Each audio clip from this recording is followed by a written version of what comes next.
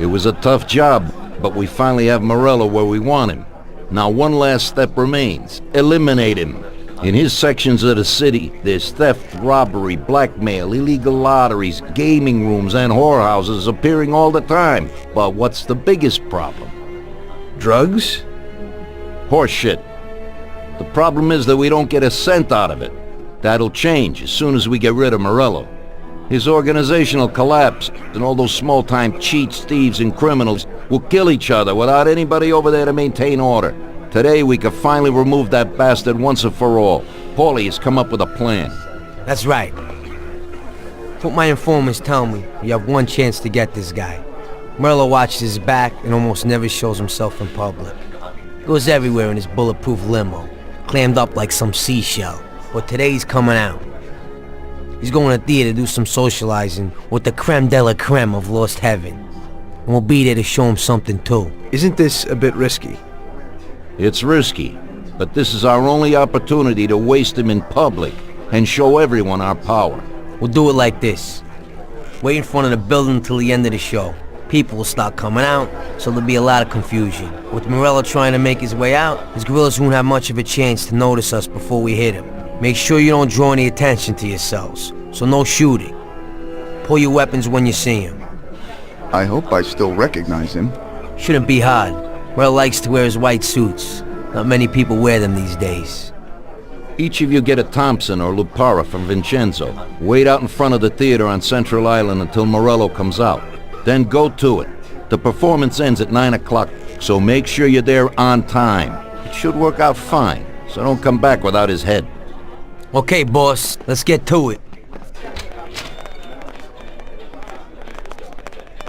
If you have the chance to say something to that bastard before you waste him, tell him that I'm not like poor old Pepone, and that this is for him. Sorry, boss? He'll know what I mean. We have a few unfinished scores from the old days.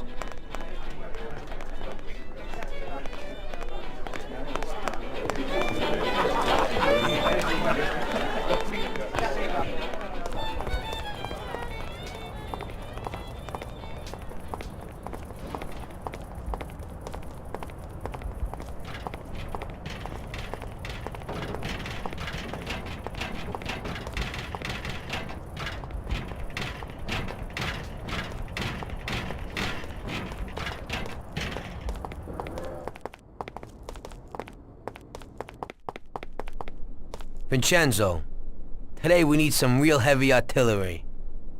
We're gonna rub out Morello. Well, I think 600 shots per minute from an old Tommy gun should do the trick.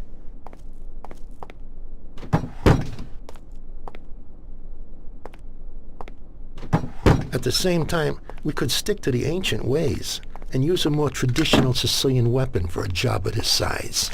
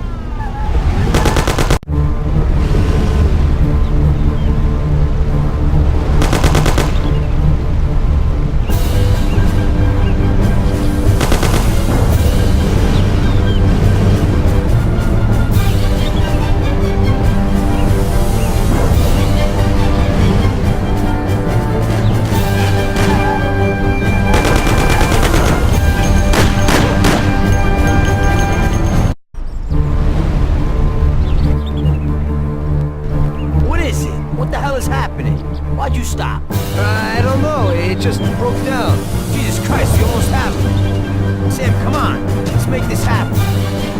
Tom, get out. Go after them. Maybe you'll catch them.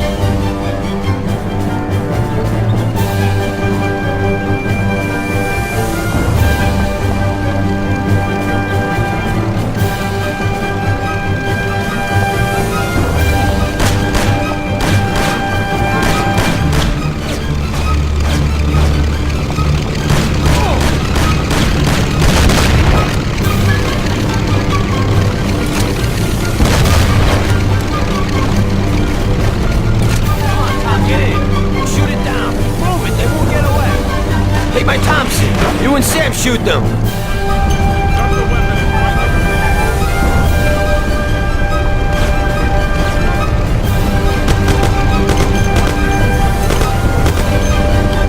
Come on, you heap of junk.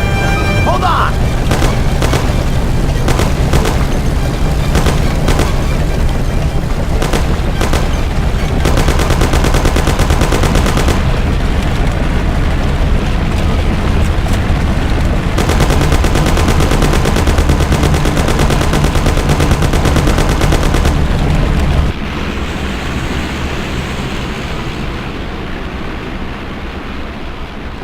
Sam, shoot! Bastards! Kill him, Sam! Damn it, Paulie.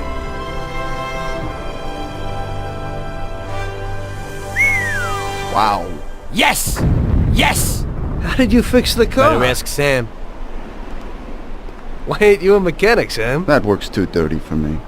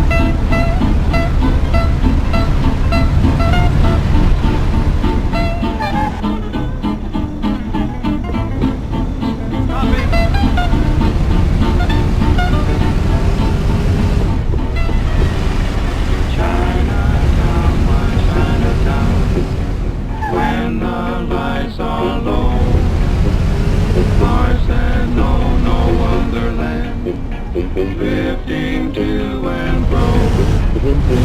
Dreamy, dreamy Chinatown. All my eyes are brown. Heart seem light and heart seem bright. In dreamy China. Look out!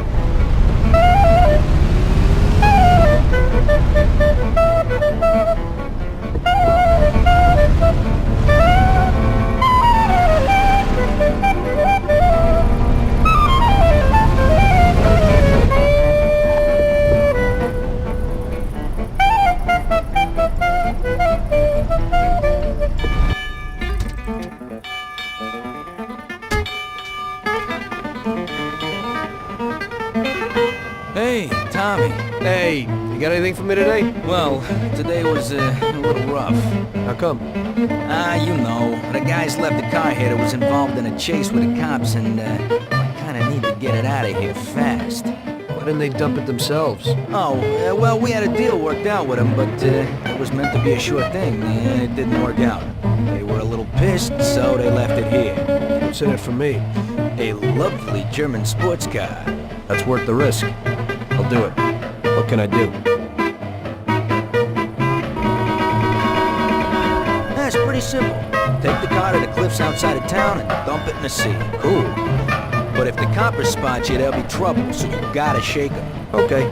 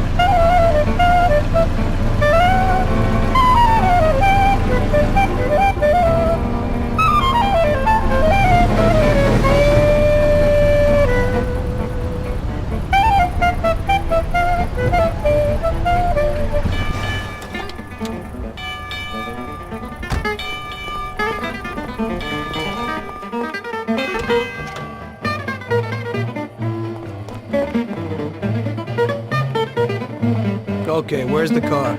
That guy came in for it a while ago and drove off. But he said he was going for dinner at Roy's Grill. It's downtown. It's just a little way from Pepe's restaurant. Hey, if you hurry, you'll still find a car there. What's going on? Today's Customer Appreciation Day? This one's an exception. He owes me big time. I did a bunch of jobs for him and I haven't seen $1. God knows what he does, but at the same time, he acts like a classy guy.